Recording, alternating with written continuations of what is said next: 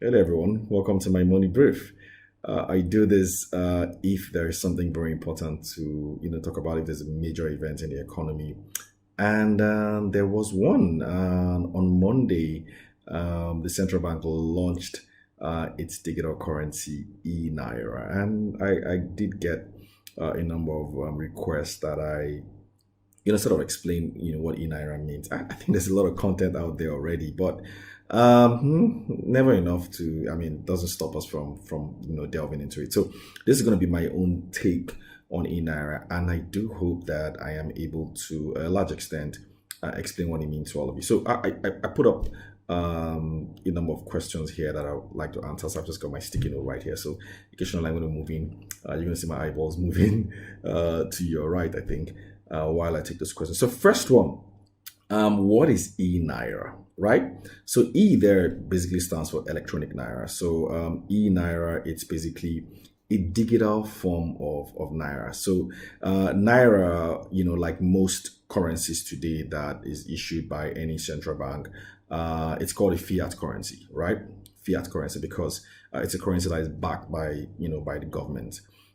So the digital naira, which is also called CBDC, central bank digital currency, for that's what most banks call it.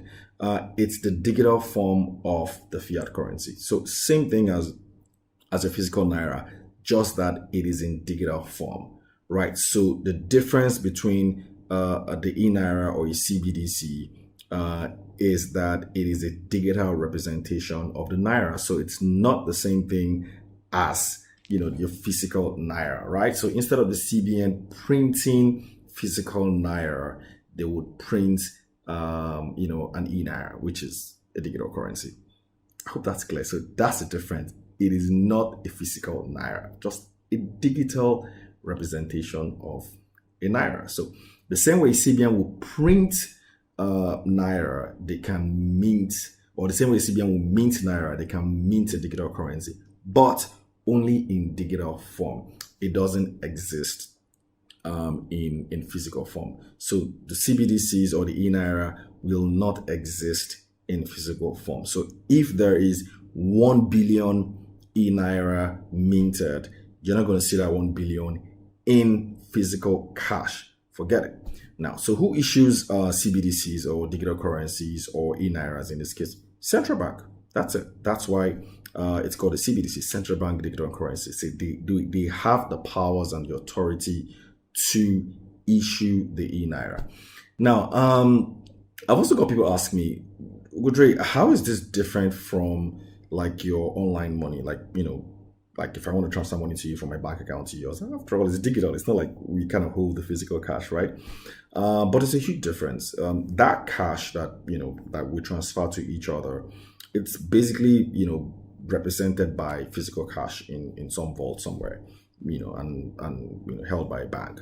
So if I have 200K in my account and I wanted to transfer that money to you, I could do that in digital form. But somewhere within my bank account, that cash is moved, debited, moved away from me. So there's a physical representation of that transfer that I'm doing. But for a digital currency, or a CBDC or an eNaira, there isn't, right? So if I have a 200K in digital currency, and I transfer it to you, you can only keep transferring that digital currency. You can't basically withdraw it as cash. I mean, that's basically how CBDCs work because it's not fiat. So it's basically the same money that's going to exist within that digital currency space. So it works a bit like your online money, but the difference, like I said, is your online money is backed by some physical cash somewhere, but your digital currency is not backed by that because that is mint freshly by the CBN in digital form. I hope I clarified that. Now, the next question I typically get is, how is this different from cryptocurrency? Like, are they trying to be crypto? Obviously not. In fact, it's the direct opposite of a cryptocurrency. Because a cryptocurrency is not issued by any central authority. It's not issued by any government. In fact, the CBDC is a direct opposite of a cryptocurrency because the CBDC is issued by the central bank. And the idea of a cryptocurrency is that there's no central authority in charge of the cryptocurrency. But in this case, it's the central bank that is the one basically, minting, the digital currency. And because they're the one sort of minting it, they also keep the ledger. They basically keep, records. But for a cryptocurrency, nobody has ownership of any record. It's basically, managed in what they call the blockchain in the cryptocurrency space. So completely different. And of course, cryptocurrency doesn't have the same kind of, transparency that a CBDC has, right? So that's why it's called cryptic, and it has its own advantages. So, but important to note that it is completely different from a CBDC now. But they do have similarities, and the similarities that kind of act the same way. It's digital currency, digital money, advantages of speed in terms of transfer, in terms of figuring out who used what, digital currency or not, or what currency or not, or where it was used. I mean, it has all this kind of stuff, but the difference is that for a cryptocurrency that is issued, that is not issued by anyone, right? It's no central authority, while a CBDC has a central authority. Now, can I convert to cash? I think I kind of answered that. Typically, like a typical CBDC is not something that you convert to cash. It just exists in that form, in that digital form only. And so if I have maybe like 20K in my eNaira wallet, and I want to transfer 5K to you, I transfer 5K to you in your own eNaira wallet. And then if you wanted to use it to pay for something, you maybe to a merchant, and you want to pay like 2K or 3K out of that 5K I transfer to you, then you pay it to that person in his own eNaira wallet. So it just exists in digital form, because you don't expect that you go, and I now want to withdraw it and now go and use it to pay. No. That's not how the CBDC works. It's just it's a fiat money that exists only in digital form. So it does every other. You can pay for anything with it, but not physical cash. Okay, so it's just digital, not physical cash. All right. Why is it needed? I'm like, why do we even need like CBDC? Like somebody was asking me as well, like, why? Like it's not the same thing as me just transferring money to you from one account to the other. Why would I need a CBDC? Well, it has a lot of advantages, right? I don't think there's time to go through each and every one of them, but it does have a lot of advantages. For example, with a CBDC, imagine that the federal government, wanted to give poor people like, 10K each, right? And the CBN is meant to do that. And so the CBN can distribute that 10K directly to each person without any intermediary. You don't even need to have a bank account. You don't need to have a smartphone to access the digital currency. All you need is maybe like your NIN and and your mobile phone, right? Because you have a mobile phone, then you have NIN, or you have your identity card. But because it's digital, you gotta have a phone, isn't it? It's no brainer. So what are the kind of phone you have, whether it's even this Balasa phone, whatever they call it, so long as you have like NIN and you have a SIM card attached to it, they can transfer that money to you in that digital form, and then from there you can do your hash, whatever hash, and then pay anyone you want to pay to who also has eNaira. So it does help a lot. Help the CBN transfer money into people, and then it also helps with financial inclusion as well, like I just mentioned. So people who don't have bank accounts, or people who don't have smartphones and can't really enjoy some of the things that we enjoy when we transfer money to each other, they can do that with a CBDC or with an eNaira. It just makes it pretty easy. All you need is just a phone and your NIN. But if you don't have NIN and you don't have maybe your a smartphone, or you're not maybe a registered SIM card, or a lot of these things that we need to use to identify you, then come on now, you really can't transact in any currency per se. So that basically is one of the second advantage that it does have. Then the CBN as well, CBN's mandate basically is monetary policy, right? Just price stability, and to try and ensure that there's full employment. And one of the ways it does that is to really monitor money supply in the economy and sort of control how money moves around and how that money basically pushes or stimulates different parts of the economy. Imagine that CBN says, okay, you know what, we want to just push ₦1 trillion into farming, and we want to see how much ripple effect that has on the wider economy. It's difficult to do that with cash and the kind of currency we have today. But with a digital currency, it's easy, because then you can basically trace where that money is going to, and who's got that money, and how that money is working, and how it's really creating jobs. I mean, it just makes it easy, because a digital currency is basically just a set of like tokens, like numbers, and with tokens and numbers, you can basically know where every single money has gone to, right? And that kind of takes me to a little bit of something as privacy. I'm going to get there in a bit. So it's got a lot. It's got a lot of advantages, especially for if you're a central bank, and if you're a developing economy like Nigeria, where you want a lot of people to be included in the financial sector. So it aids financial inclusion immensely. And it also helps transmission mechanism, which is, basically giving signals. And even imagine if you're an NGO and you just want to push money out, and you want to be sure that the money will get to the people that, you're transferring that money to, then CBDC just makes it very easy, because, it's just easy. Everybody that you're transferring money to has a wallet, and once you transfer the money to them, you're pretty sure that it's getting to them. You don't need any intermediary. That's just one of the superb, uses of a CBDC. And if you're of a CBDC, and if you're an employer as well, and maybe you've got like 5,000 employees, and they all have, digital wallets and eNaira, you can also transfer money to them pretty easily as well. And according to the CBN, merchants, which are like corporates, don't even have transfer limits for CBDC, so you can just transfer money to everybody pretty easily without needing an intermediary. So those are just some of the advantages. But remember, this is still in its ascendancy, so we're not pretty sure what more you can do. But I kind of think that it has its own advantages, and at some point, as we continue to learn how effective it is, then there's a lot more advantages that a lot of us can start to see. It doesn't mean it doesn't have its own downside. I'll get to that in a bit. Is it safe? Yeah, it's safe. I mean, it's issued by the government. I kind of think it's safe. I mean, okay, let me just roll that back a bit. Technology, you can't say technology is 100% safe, right? Because anything that's digital always has its own issues. But in terms of, if you compare it to other forms of money that you have, because if you put money in your house under your pillow, you can get stolen as well. Or put it in your house, you can get stolen.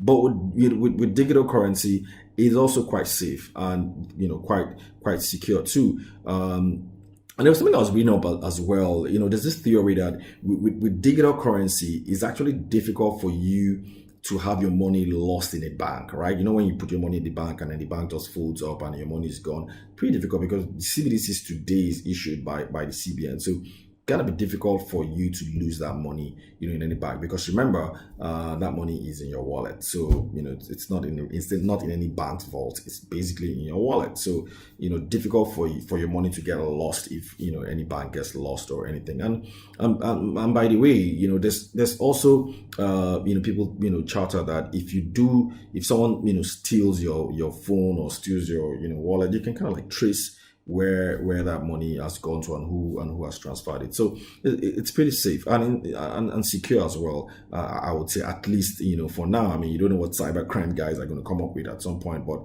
on paper we haven't really seen any negative news yet for CBDCs, especially for countries that have also issued it. So privacy issues, yeah, that's one of the major disadvantages of CBDC. It does have privacy issues. So what it means is that if you transfer money to anyone, so long as it's eNaira, the CBN knows who you've transferred that money to. They can basically know everything that you've done with your money. So if you're involved in illicit stuff, and maybe you transfer money, for you want to use it for corruption or things like that, please just stay away from eNaira, because you're gonna get nabbed. That's for sure. So it's very transparent, and for that reason, there's a lot of privacy issues around it. Because for some people, why does the government want to know what I'm doing with my money? Like, you know what I mean? Like, why do you want to know who I'm transferring money to, who I'm giving money to? So that's just a bit of the disadvantage that it has. And I think for a lot of people, they don't kind of fancy that. And interestingly, and ironically, that is the advantage of a cryptocurrency, because with a cryptocurrency, I mean, like, nobody's controlling it and nobody knows who you're transferring money to, and all that kind of stuff, because you're just transferring money to a series of codes and all that. But with the CBDC, they are the ones keeping the ledger. Dude, man, they freaking know where you're transferring money to, or who that money is going to. What else? What else do I have here? Why do I need it? I think I kind of touched on that. I tried to open a wallet today. I did open one, and I just did because I just wanted to try and see how it works. So if I really, I wanted to try it for speed. And then one of the advantages that I had is quite, cheap in terms of transfer fees. It's not expensive at all. And then the fact that you can just transfer money to anyone if they just have eNaira, I think pretty much advantage. But to be honest, if you have a mobile phone already and maybe a bank app and and money in there, you probably don't really need it, to be honest. But if you do maybe have people you want to transfer money to who are not financially included, or if you're one of those people who just hate to carry cash around and just want to be digital all through, then this might be advantageous to you. And of course, like I mentioned, if you're an NGO, or you're in the business of maybe distributing money to a lot of people, either suppliers, customers, staff, different kind of stuff, then I kind of think this might be very suitable for you, and that's why you might need it. How can I get eNaira? Pretty easy. Just go to your app store or your Play Store, download it. You would see there. There's actually two you would see. I think one is for merchants, and then one is for regular guys, folks like you and I. So just download it, and then you'll be asked to sign in with an email address and with your phone number, date of birth, and then your BVN, and then you have to link it to a bank account. Interesting thing is that I tried to link mine to it was a bank account. I just don't want to name names, but it didn't.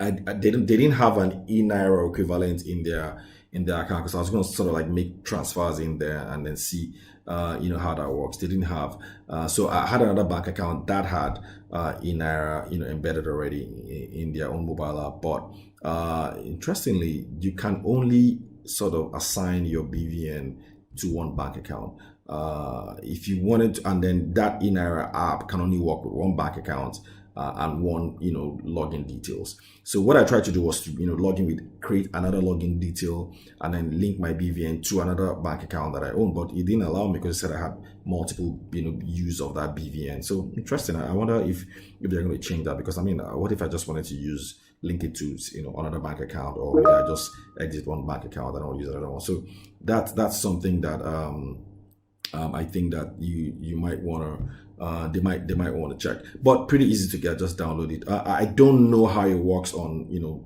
on phones that are not smartphones.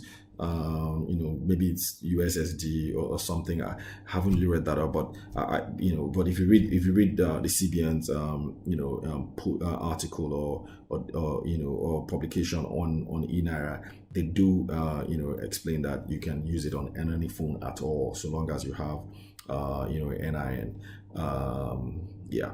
And then are there limits to transfers? Yes, there are limits. I think that, let me see, I think I had that somewhere here, where you can only do I think it's 20,000 or something like that. If you wanted to transfer, yeah, I think it's 20,000 naira if you wanted to transfer. That's sort of like the limit for people who don't have BVN, right? So remember I said if you had BVN, you need BVN to use on a smartphone. But if you don't have BVN, maybe you're a non-bank account holder, then 20,000 daily transaction, and cumulative is 120,000. And then if you have some people can also do 50,000, so there's sort of like two tiers: 20,000 and 50,000 daily, and then cumulative 300,000. If you have a bank account and you have BVN, then you can do 200,000 daily transaction limit, cumulative balance of 500,000. And then you can also do 500,000 daily transaction limit and 5 million cumulative balance. For you again, non-bank account holders, two tier. The first tier is 20,000 daily transactions, but maximum you can hold in that account is 120K. The second tier is 50K daily transactions. Maximum you can hold is 300K. Then for those who are BVN, and bank account holders, 200K, 500K daily transactions respectively, 500K, 5 million daily cumulative balance respectively. Now for merchant wallets as corporate, there's no limit at all, no limit to what you can send and what you can receive. So that basically it is eNaira in a nutshell. I think I kind of touched on a lot. Geez, I did 20 minutes already. It's obvious that if you're here, you're listening to me right now, maybe on Instagram, this is probably part 2 of this series, and if it's on YouTube, then you got the full video. So there's it. That's eNaira for you. If you got further questions or further clarifications, or maybe you have a better explanation of some of the things that I've said, please go ahead and drop it in the comments. We all learn when we exchange information. So that is it for this episode of Money Brief. Until we see again, enjoy the rest of your day and do have a profitable weeks and months ahead. Bye.